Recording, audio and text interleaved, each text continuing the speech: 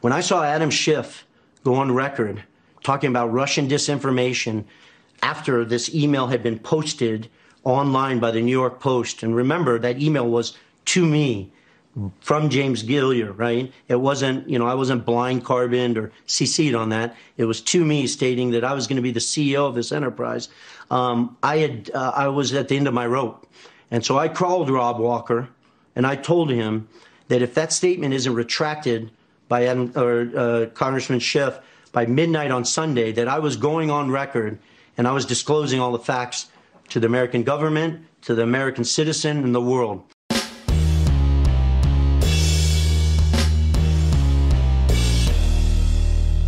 How's everybody doing? My name is Anthony Brian Logan, and today we got to talk about the Tony Bobulinski interview that was aired over on Fox News last night for the entirety of Tucker Carlson's show.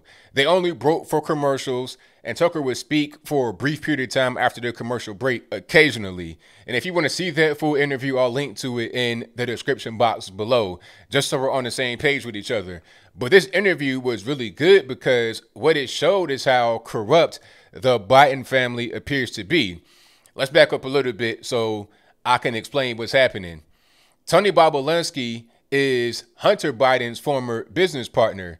They got into a deal over in China with CFEC Energy Company, headed up by a guy by the name of Chairman Yi. Not Chairman Xi as in Xi Jinping, the president of China. I'm not talking about him. I'm talking about a guy named Chairman Yi, Y-E.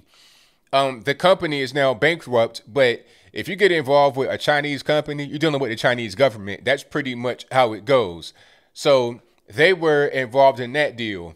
Now, that deal, there's some emails that prove it, and I'll link to everything in the box. That deal appeared to have Hunter Biden as a 20% recipient of, whatever profit or whatever the deal was going to bring.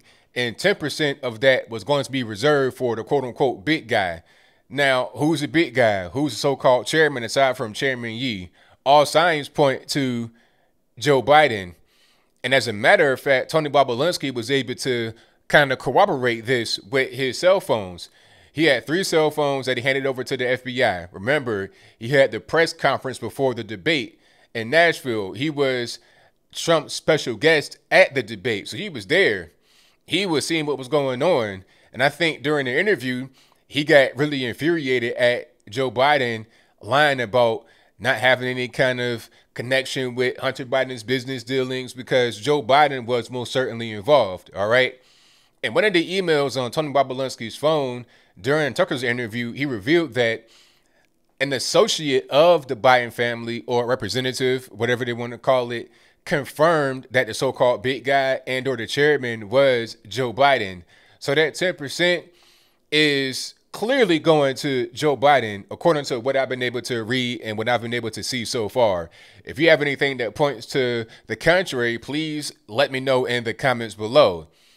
People want to say, oh, who cares about Hunter Biden? He's not running. His father is running.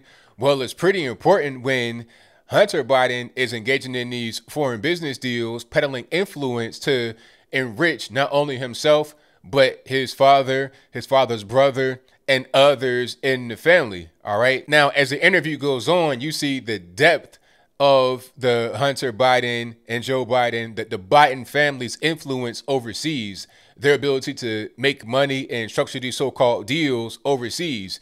Not just in China, which is probably the biggest one, because China's going to be involved in everything. Here's a question I got for you before we move on to more evidence about their international business dealings that are kind of corrupt and shady. Why is it that the Hunter Biden tape, the illicit tape, why was that revealed by a Chinese website, by Chinese people? I mean, how did they get it before we had it? Weren't the laptops over here in the States?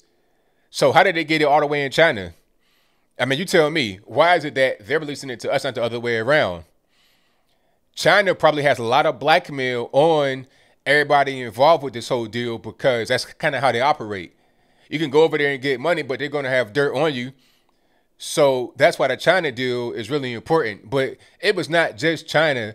Tony Bobulinski was talking about, they had a meeting. And when I say they, I mean Tony Bobulinski and Joe, not Hunter, but Joe Biden. They had a meeting in Romania. Now, why Romania? I don't know. Maybe Joe Biden did not want to have this meeting be public. And he also said that they met behind like a column. So there could be nobody on the outside taking pictures of the meeting. All right. Because that'd be, a big piece of evidence right there, because you got Tony Bobulinski now coming out and saying whatever's going on. And they can corroborate that with not only the emails, but also pictures. It's like, okay, why were you in Romania meeting with this guy at 12:30 p.m. a.m., whenever it was? Why are you having this meeting when he's coming out here and saying that you had the meeting and talk about some kind of corrupt business dealings? So apparently Joe Biden was trying to hide. He knew what he was doing. Okay, Tony Bobulinski was saying that the meeting was called by the Bidens, not by him. He did not want to meet with the Bidens. They wanted to meet him, and specifically Joe, so he can kind of vet him and see what's going on. See if he could trust him and see if he'd be a good fit for these deals that they have going on. Not just in China, not just in Ukraine. And by the way, the Ukraine deal came way before Tony Bobulinski. Tony Bobulinski came in 2017, after the presidential election, after Trump got elected. Now, my question is this. Why would you do that at that particular point? You're not the vice president anymore. So what are you even doing? And why would you do something like that when you know you could run for president in 2020? At what point did Joe Biden decide to actually run?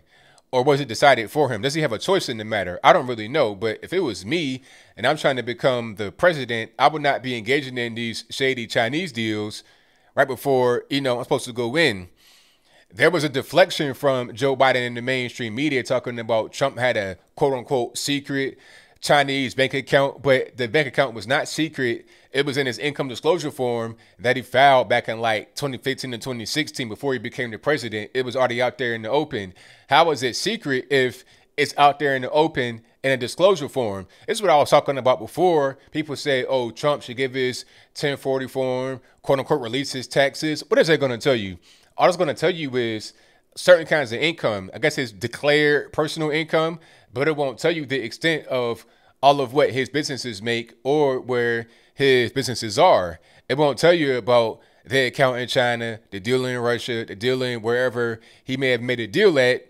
All it's going to tell you on the 1040 form is income, and that's it. But I digress. The whole point is that you have the Bidens engaging in deals in Romania, allegedly, China, Russia, Ukraine, where else?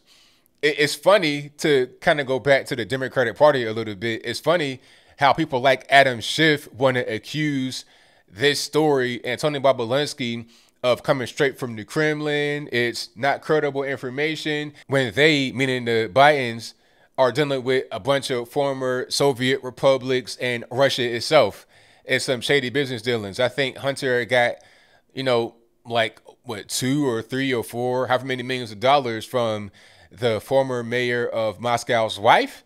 So what's going on with that? You got Russia dealings, Ukraine dealings, China dealings. What are we really doing? Kazakhstan as well, which is another former Soviet republic. What's really going on? I think this thing that's going on right here with the Bidens happens a lot.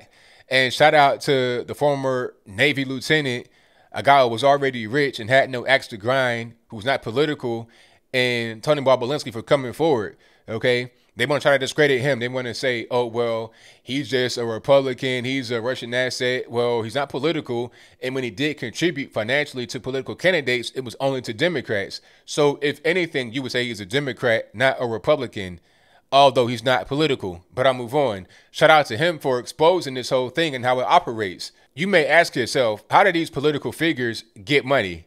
How do you get a salary of $100,000 by being in the Senate or by being on the House and be worth millions? Okay, the Obamas, same thing. How much did Obama have before he came into office? He was a state senator, yes. I don't think he was even a big senator. Maybe he was, but I know that even if you are a big senator, you're not getting paid that much money to be that, all right? You're not rolling in the dough. So how is it that you go from being a senator, either state or government, like big government, then the president making like $400,000 a year, to being worth multi-millions, to having an estate in Martha's Vineyard, an estate that's so big you can get in the car and drive for 15 minutes and still be on your property? How is that really going on? I'm trying to figure it out. I think it's because they're engaging in business dealings all over the world. A prime example is Slake Willie, aka Bill Clinton, getting paid $500,000 for a 10-minute speech in Russia. Why? Why, you ask? I think it's because they're engaging in political influence, using their name to engage in these kind of shady deals. That's how you make money as a politician beyond what you would make normally if you don't have any business that you run in, if you don't have any kind of property or some kind of way, some private sector way of making money. That's how you make money, through the corrupt international business dealings. All right. So a guy like Joe, as I close, is kind of compromised. If China has dirt on you, Ukraine has dirt on you, Romania may have dirt on you. You got guys out here that got cell phones and records and emails and videotapes, audio tapes. It's just too much. Why would you want a guy like that being in office? You're already compromised because of the Democratic Party. They'll tell you whatever they want you to do, and you got to do it or else. Same thing with China, Russia, Ukraine. You pretty much are a guy that's controlled by other guys. You're a puppet. You're like being led. And Geppetto is all these foreign nations. But I think I'll leave that right there for now. And what say you? Do you think that Tony Bobulinski is a credible person? If that's your viewpoint, let me know why in the comments below. Or is he not credible? If that's your viewpoint, let me know why in the comments below. You guys pretty much know where I stand. I think the Bidens are very corrupt. And Tony Bobulinski was able to put some things out there that make it make sense for me. The emails make sense. You got audio from Hunter. You get all kind of things that are coming out. And we're not even done. There's still more that's going to be revealed for sure. And I think the silence here is deafening. One particular thing that Tony Bobulinski asked, I think it might have been Joe Biden's brother, how are you guys doing this and getting away with it? He was like, plausible deniability. And what that means is kind of like the O.J. Simpson phenomenon. If you're my age or a little bit older, you know what I'm talking about. When they keep asking questions, I don't recall, I don't remember, I don't know, that's plausible deniability. But you can't really do that when there's a bunch of evidence, hardcore physical evidence of you doing a particular thing. You got laptops and cell phones with emails, videotape, audio tape, diaries, all kind of things. It's just too much to bear. So what's going to be the result of all this? Is he compromised, not compromised? I think that he is. And a guy like that cannot be president. Aside from the crazy political stuff he has going on, aside from that, you're just not even really a person that has any kind of autonomy. You're not independent at all. And I want a person that's independent and can do things for themselves without the direct demands from others to be the president. Simple as that. But whatever your thoughts are, please let me know in the comments below. And that's all I got to say for this video. If you like what you heard, please comment, rate, share, and subscribe. Peace.